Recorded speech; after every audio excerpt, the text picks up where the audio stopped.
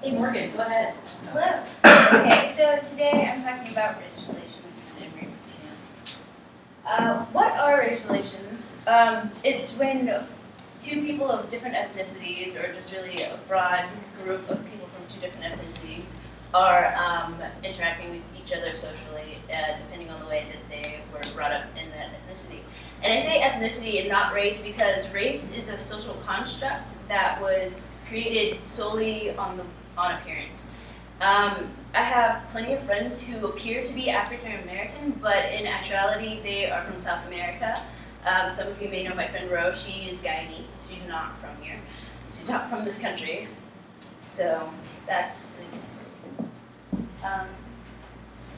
So the problem on Emory Henry's campus is, well, one of the problems is if you can say it, why can't I? It's kind of a mentality that I've noticed a lot of students have here regarding the N-word, nigger. This past year, before we were students here, last semester actually, and I found out about this over the summer, that during MLK week and the celebrations going on, there was a student who tweeted something along the lines of, "Why don't you just call it Nigger Day?" And that really rallied up a lot of students together because they couldn't believe that that actually happened here, that someone would actually say that. Just 2 months ago, well, 3 months ago, I guess now, it's December, in October, on my dorm room door, someone wrote racial slurs on our door.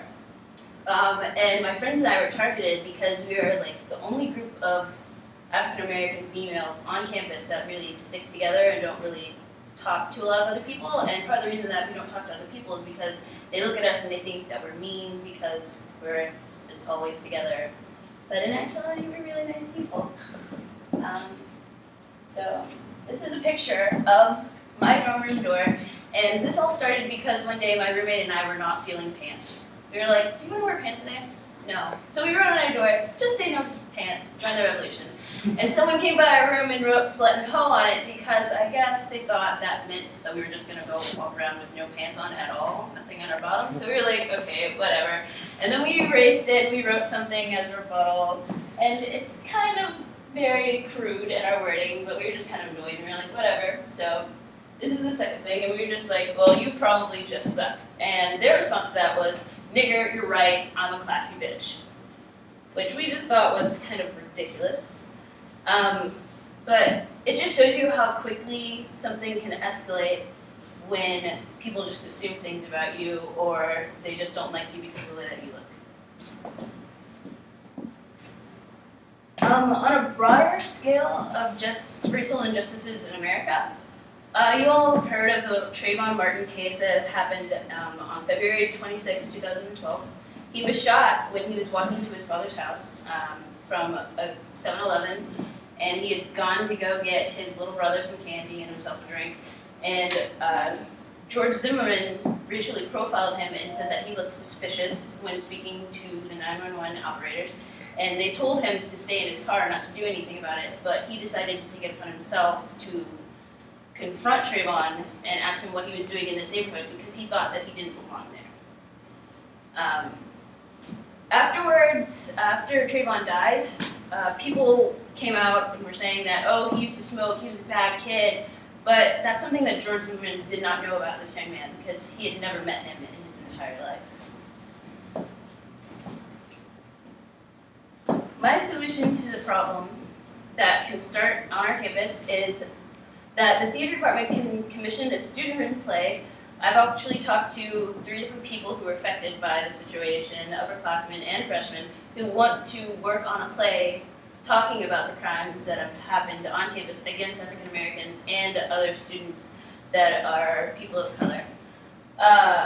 This will help people who don't really consider themselves to be in a minority to see the perspective that we see every day as a person of color.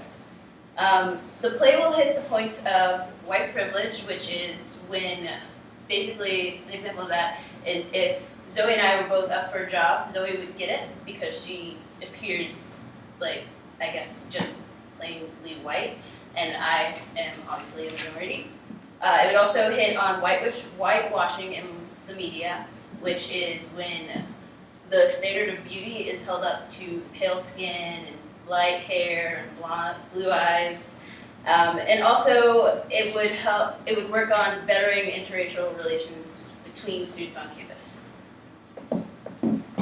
Another thing that I would like for it to happen on campus would be conducting the Jane Elliott experiment. And if you've never heard of it, it's when you are in a group of people and you get separated by your eye color solely. And what this does is it puts people in the feeling of how it would be if you were racially profiled for the way that you look on your skin.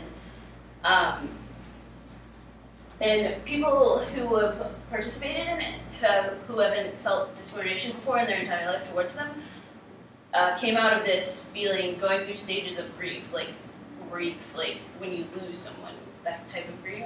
And that just shows you how drastic racism can be and how hard discrimination can be on a person's psyche. Whereas most of you have probably never suffered from discrimination. I've been feeling it since I was a 4th grader in elementary school, so it just shows you how it can affect you mentally. And by looking at this, most people come out of talks like this about race thinking that we need to look at the world as colorblind. That's not true. What we need to do is look at the world as multicultural and see that everyone is different. Your race is part of who you are, no matter where you come from. And it's part of your identity, so to look at yourself as colorblind, you're stripping about half of your identity away from yourself. So we need to look at the world as multicultural and see everyone as they are, and not try to ignore it.